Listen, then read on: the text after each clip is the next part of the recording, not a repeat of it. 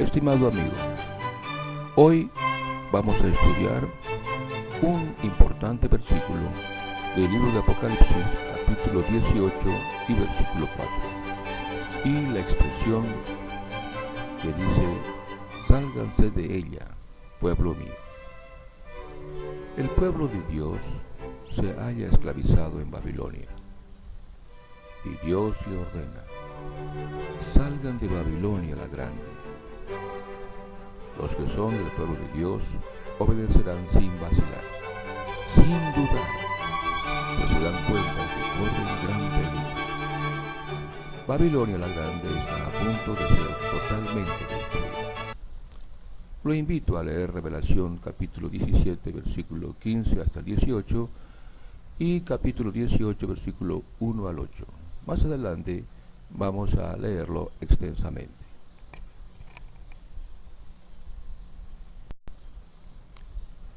Como hemos leído, Dios le habla a su pueblo, el pueblo de Dios. ¿Quién es? Por más de 1500 años, Israel fue el pueblo de Dios. Eso dice la Biblia en Deuteronomio capítulo 7, versículo 6. Ahí dice: porque tú eres un pueblo santo a Jehová tu Dios. Es a ti a quien Jehová tu Dios ha escogido para que llegues a ser su pueblo, una propiedad especial de entre todos los pueblos que están sobre la superficie del suelo. Sin embargo, Israel perdió este privilegio. Jesucristo se lo dijo así a los líderes religiosos de su tiempo en Mateo capítulo 21, versículo 43.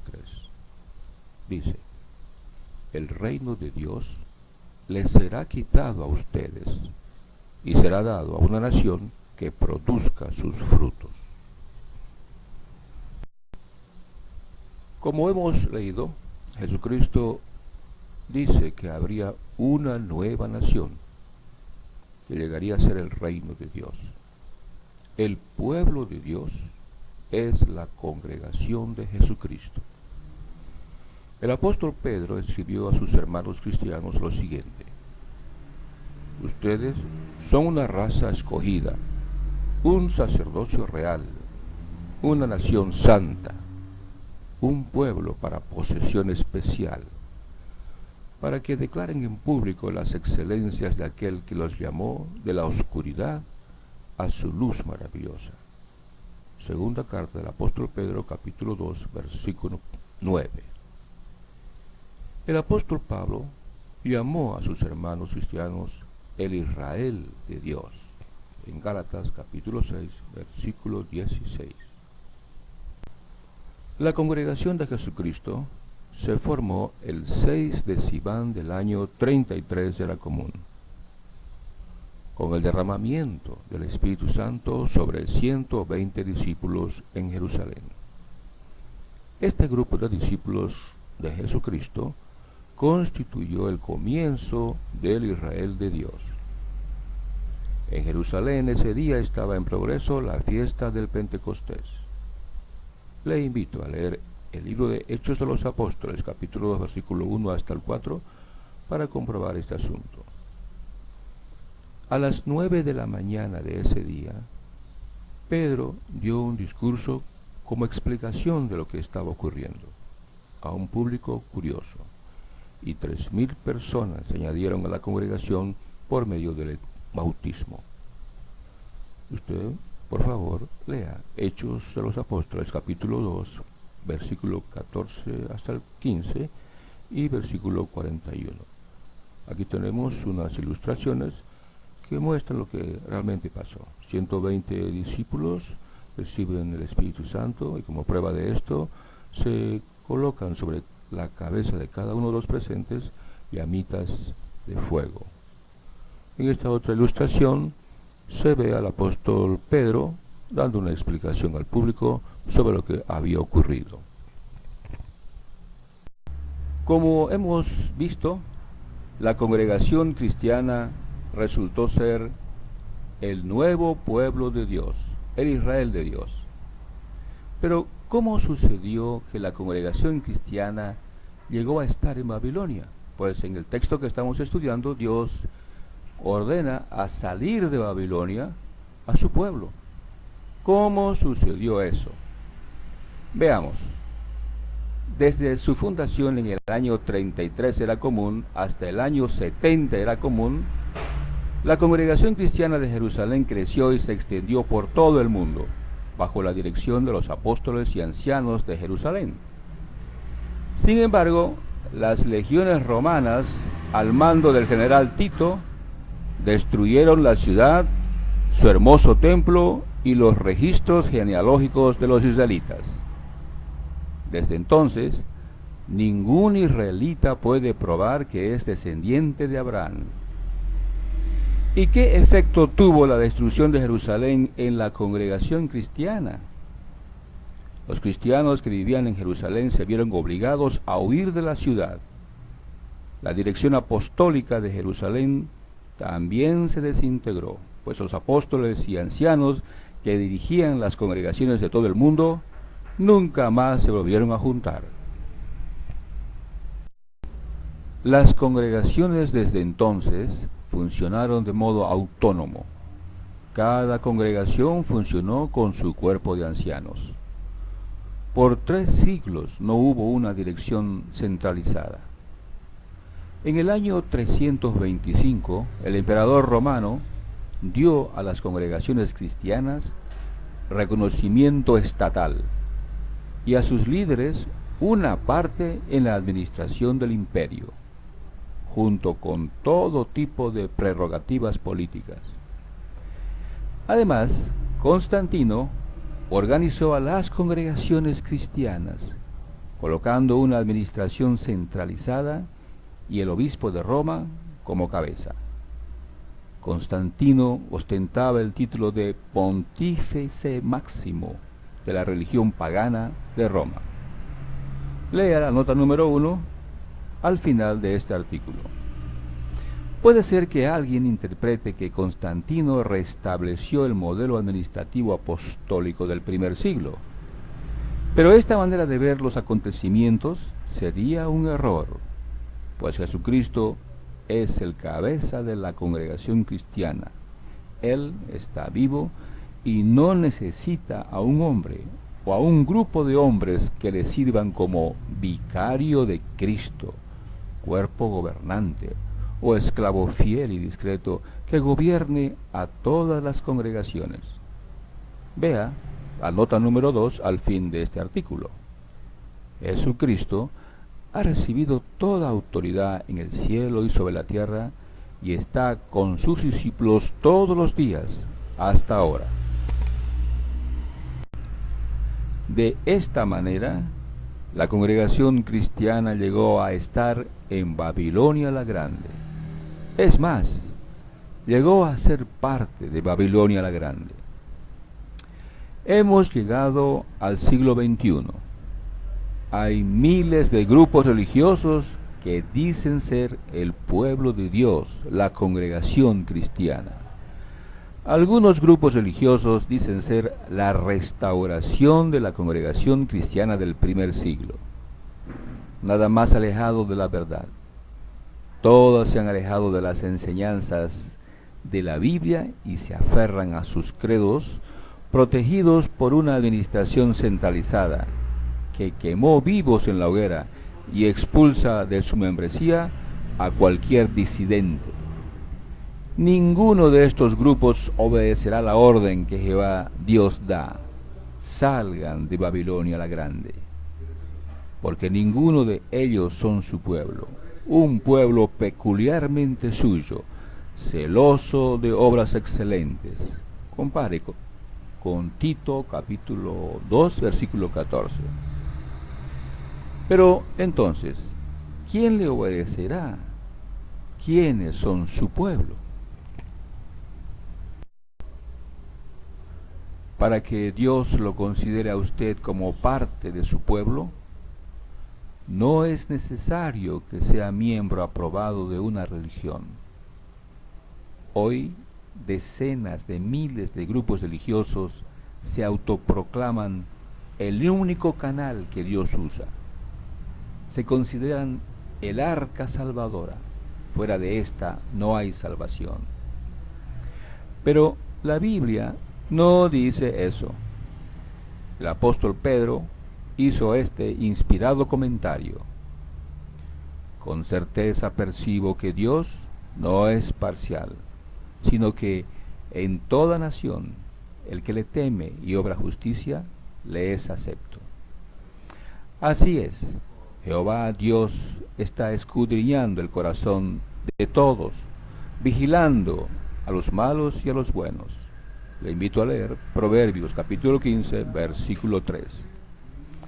El rey David se lo dijo así a su hijo Salomón: y tú, Salomón, hijo mío, conoce al Dios de tu padre, y sírvele con corazón completo, y con alma deleitosa, porque todos los corazones Jehová los está escudriñando, y toda inclinación de los pensamientos los está discerniendo. Primera Crónica 28:9. Además, Jehová corrigió al profeta Samuel con estas palabras: no de la manera como el hombre ve, es como Dios ve, porque el simple hombre ve lo que aparece a los ojos, pero en cuanto a Jehová, él ve lo que es el corazón. Primero Samuel capítulo 16, versículo 7. Hoy es casi imposible al ojo humano identificar al verdadero pueblo de Dios, discernir quiénes son la verdadera congregación cristiana. Sin embargo, para Dios esto no es un gran problema. Note lo que dice Pablo en segunda carta a Timoteo, capítulo 2, versículo 19. El fundamento sólido de Dios queda en pie, y tiene este sello: Jehová conoce a los que le pertenecen, y que renuncia a la injusticia todo el que nombre el nombre de Jehová. Es obvio que Jehová Dios conoce a todos y cada uno de los que son su pueblo. Dios ve lo que hay en el corazón de cada ser humano. ¿Y qué busca Él en el corazón de cada persona? La respuesta es amor y fe. Mire cómo lo expresó el apóstol Pablo en Hebreos capítulo 11 y versículo 6. Le invito a abrir su Biblia y leer junto conmigo. Hebreos 11:6. Sin fe es imposible serle de buen agrado, porque el que se acerca a Dios tiene que creer que Él existe y que llega a ser remunerador de los que le buscan solícitamente. Ahora veamos lo que dice el apóstol Pablo en 1 Corintios capítulo 8 y versículo 3. Si alguien ama a Dios, este es conocido por Él. ¿Y qué clase de amor busca Él? El amor que Él quiere se define en Mateo capítulo 22, versículo 37 al 38. Leámoslo. Y tienes que amar a Jehová tu Dios con todo tu corazón y con toda tu alma y con toda tu mente. Además, Jesucristo dijo: el que me ama será amado por mi Padre, y yo lo amaré y me mostraré a él claramente. Juan 14:21. Así es, Dios, que es amor, busca amor en el corazón humano. Amor a Dios, amor a su Hijo Jesús y amor al prójimo. Babilonia la Grande no tiene esta clase de amor.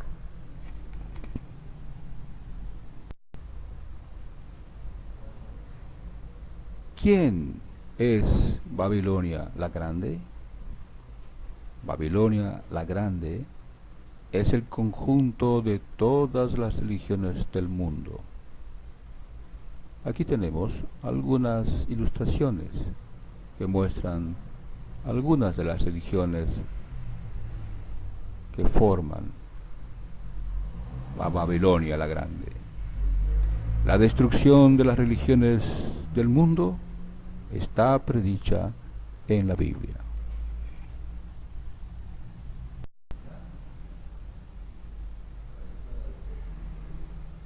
Ahora leamos la profecía que predice la destrucción de Babilonia la Grande. Busque su Biblia en Apocalipsis o Revelación, capítulo 17, versículo 15 hasta el 18. Le invito a leerlo junto conmigo.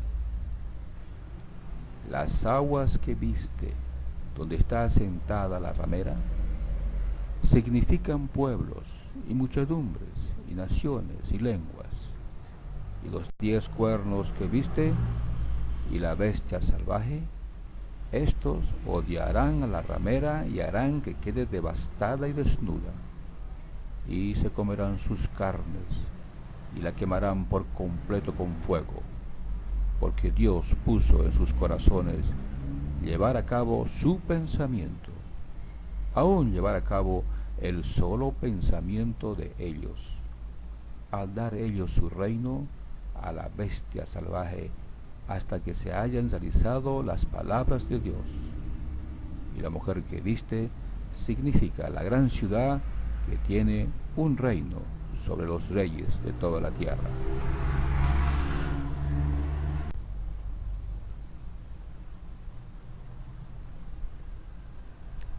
Ahora leamos Revelación o Apocalipsis capítulo 18, versículo 4 hasta el 8.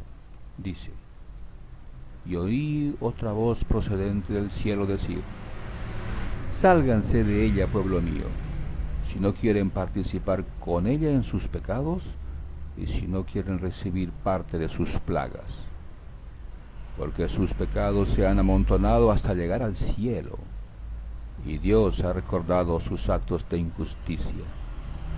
Páguenle a ella, así como ella misma pagó. Háganle a ella el doble, sí, el doble del número de las cosas que ella hizo. En la copa en que ella vació una mezcla, vacíenle a ella el doble de la mezcla. Al grado que ella se glorificó a sí misma y vivió en lujo desvergonzado, a ese grado denle tormento y lamento, porque sigue diciendo en su corazón: estoy sentada reina, y no soy viuda, y nunca veré lamento. Por eso, en un solo día vendrán sus plagas, muerte, y lamento, y hambre, y será quemada por completo con fuego, porque fuerte es Jehová Dios que la juzgó. La orden de salir de Babilonia nos hace recuerdo al tiempo en que los israelitas tuvieron que salir de Babilonia en el año 537 antes de nuestra era común. En la otra ilustración vemos a Babilonia cabalgando sobre la bestia que más tarde la destruirá, las Naciones Unidas.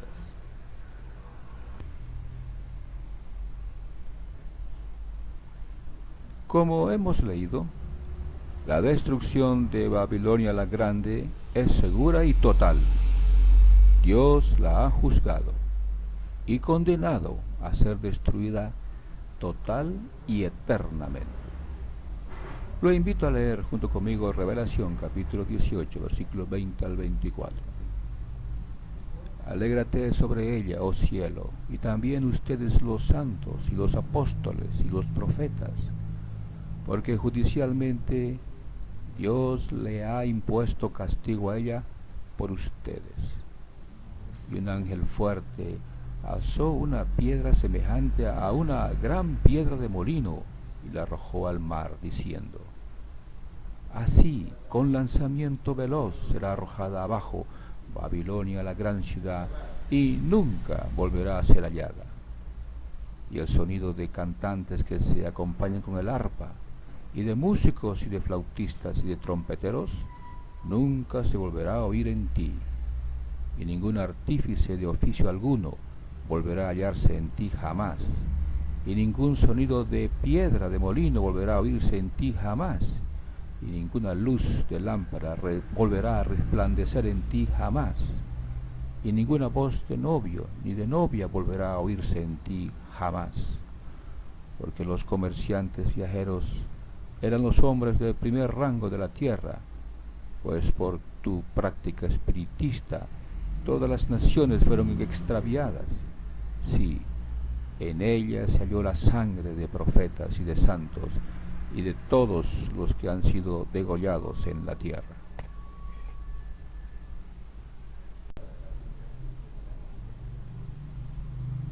Ahora leamos Revelación capítulo 17 y versículo 6. Y la mujer estaba borracha con la sangre de los santos y con la sangre de los testigos de Jesús. Revelación capítulo 17, versículo 6. En las ilustraciones que vemos, podemos contemplar cómo los leones se comen a los cristianos cuando el Imperio Romano perseguía a la congregación cristiana. Luego, después del año 325, cuando Constantino le dio reconocimiento estatal a los cristianos, los que decían ser cristianos quemaron en la hoguera vivos a personas que eran disidentes a las enseñanzas de la administración central que el imperio había aprobado. Tanto los sacerdotes como sus teólogos quemaban vivos en la hoguera a todos los disidentes. Andando el tiempo, en el año 1914, la Primera Guerra Mundial estalló con el apoyo de las religiones, pero la Segunda Guerra Mundial también se llevó a efecto con gran apoyo de las religiones de todo el mundo.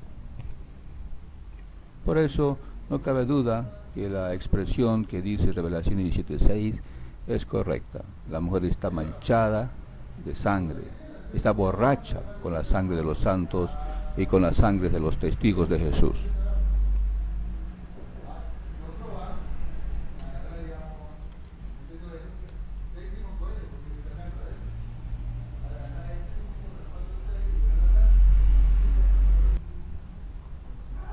¿Qué significa Babilonia?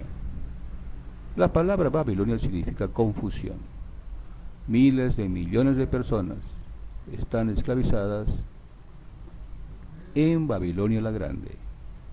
Dicho de otra manera, millones viven en una total confusión religiosa.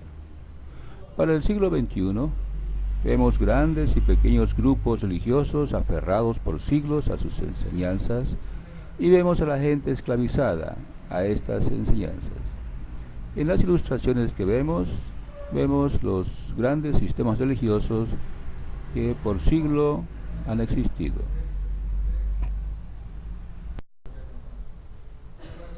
Muchos creen que por ser parte de una membresía religiosa serán salvos y obtendrán la vida eterna.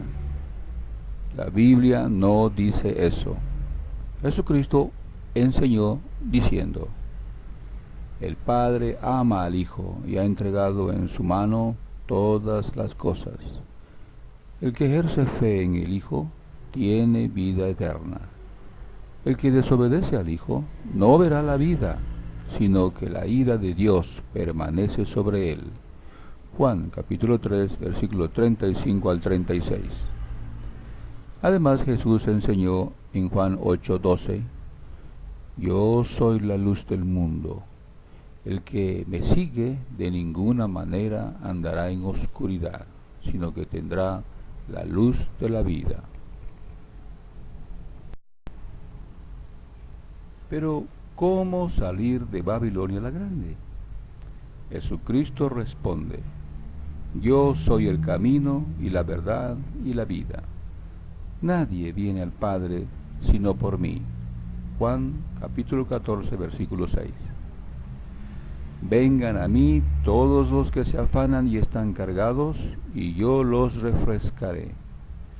Tomen sobre sí mi yugo y aprendan de mí, porque soy de genio apacible y humilde de corazón, y hallarán refrigerio para sus almas, porque mi yugo es suave y mi carga es ligera. Mateo capítulo 11, versículo 28 al 30. Esto significa vida eterna, el que estén adquiriendo conocimiento de ti, el único Dios verdadero, y de aquel a quien tú enviaste, Jesucristo. Juan capítulo 17, versículo 3. El estudiar la Biblia es esencial para salir de Babilonia la Grande.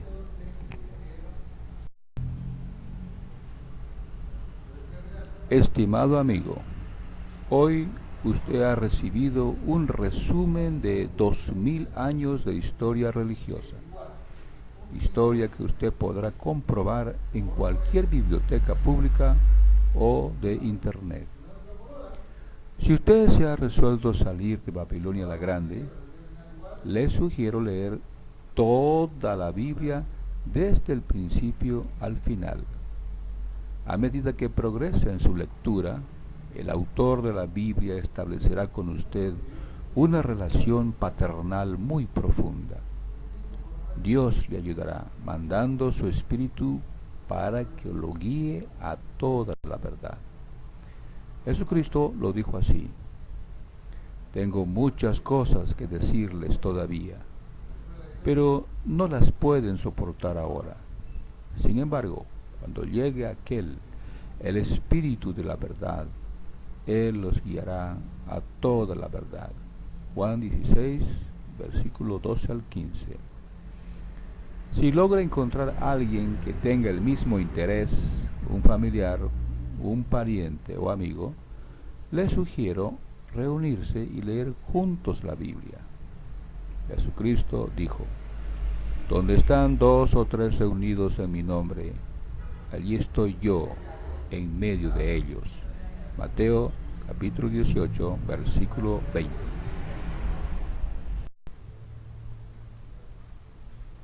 Además, si al ir leyendo su Biblia le surgen algunas preguntas, envíenos un correo a este canal y trataremos de ayudarlo a encontrar las respuestas. Que Dios lo bendiga en sus esfuerzos por salir de Babilonia la Grande y llegar al amoroso Padre Celestial, Jehová Dios. Sálganse de entre ellos y sepárense, dice Jehová, y dejen de tocar la cosa inmunda, y yo los recibiré. Y yo seré para ustedes Padre, y ustedes me serán hijos e hijas, dice Jehová el Todopoderoso. Segunda carta a los Corintios, capítulo 6, versículo 17 al 18. Nota 1A. Les sugiero buscar en internet Historia de la Iglesia en la siguiente dirección, y el subtítulo Clero y laicos. Nota 1B.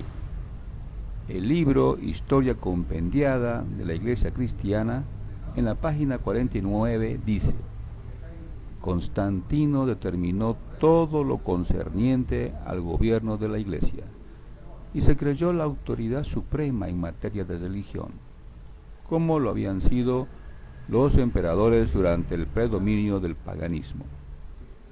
Considerábase como el gran sacerdote o sumo pontífice y asumió la autoridad de arreglar las desavenencias y decidir las cuestiones de la disciplina eclesiástica, convocar concilios y nombrar los principales dignatarios. Nota número 2.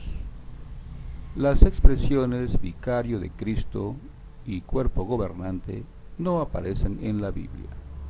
Con relación a la expresión esclavo fiel y discreto, que aparece en Mateo 24, versículo 45 al 47, el pasaje dice que Jesucristo lo nombrará sobre todo lo suyo cuando Él llegue.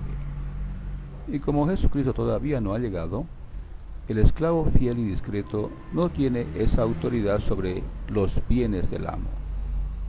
Mientras tanto, Jesucristo está autorizado para usar a cualquiera de sus escogidos para transmitir cualquier información que Dios le dé.